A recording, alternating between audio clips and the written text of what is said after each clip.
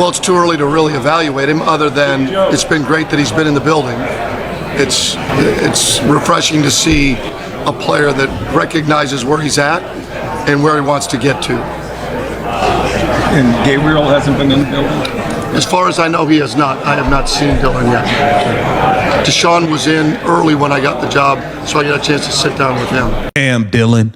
Things are getting heated real fast, man. The Browns look like they may be getting rid of Dillon Gabriel before real training camp even starts, man. We got to get into it. Welcome to Keep the Vision. Make sure you like, comment, subscribe, share the channel, hit that bell notification, and hype the video. That'd be greatly appreciated. As always, we got to get into the story here, courtesy of Roundtable Network. Man, Dillon Gabriel is almost like the forgotten man in this whole thing. Now, we all know Dillon Gabriel was overdrafted. He in no lifetime should have Dillon Gabriel have been drafted before Shedeur Sanders. It was absolutely ridiculous. It was a sham. We know what took place. Okay.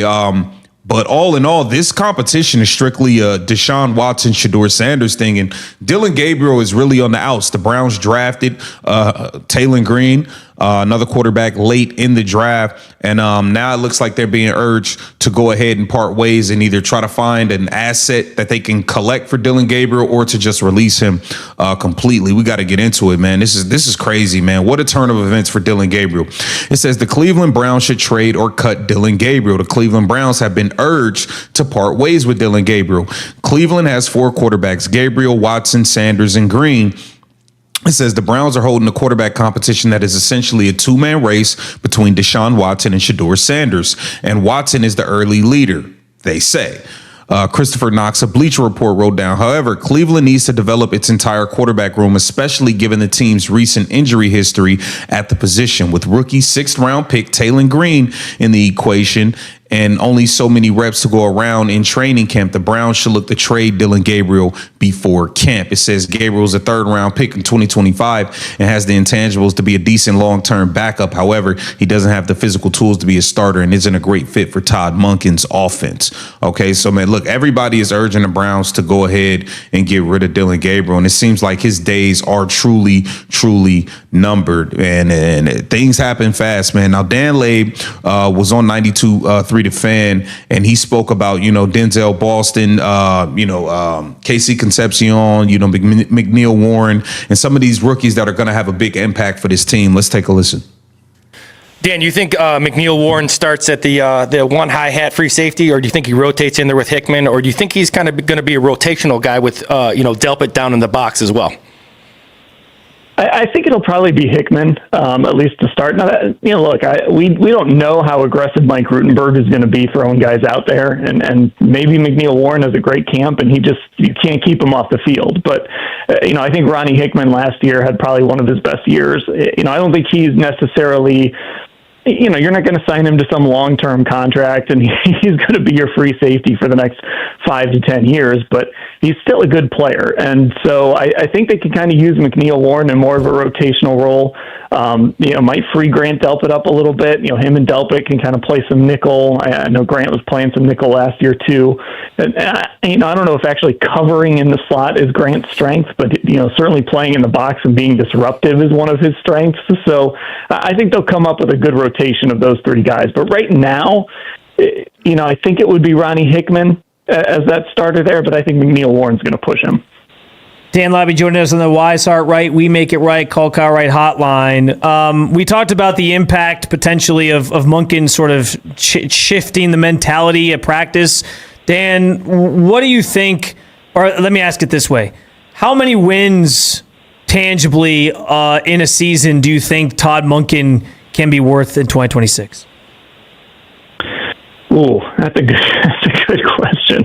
I don't know if it's Todd Monken directly as much as it is just an increase in talent, guys getting a little older, being in the league for a 2nd year, a 3rd year, just having a better offensive line. I think all of that collectively should lead to more wins. Now, we've heard Andrew Berry use the phrase "a more functional offense" when he's talked about Jerry Jeudy, and he's talked about other people. Now, I don't think that's like a shot at Kevin Stefanski necessarily. I think that's sort of hey, the offense wasn't working, but also there wasn't enough talent So I think that's kind of the collective thing that could raise that win total. I don't know if it's Todd Monken directly, but if I had to put a number on it, it comes down to the quarterbacks. I hate to always boil it down to that, but I still am just unsure about this quarterback position.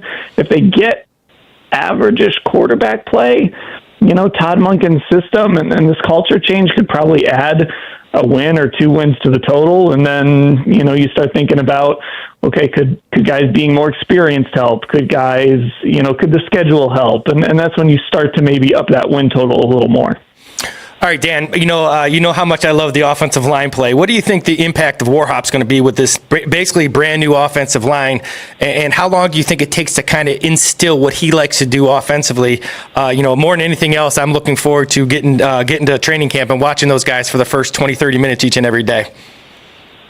I think he can do it pretty quickly. I think he can get what he wants them to do installed pretty quickly, and he can get that mentality installed pretty quickly, especially when you do get into camp and you're there for long days and you're just working all day.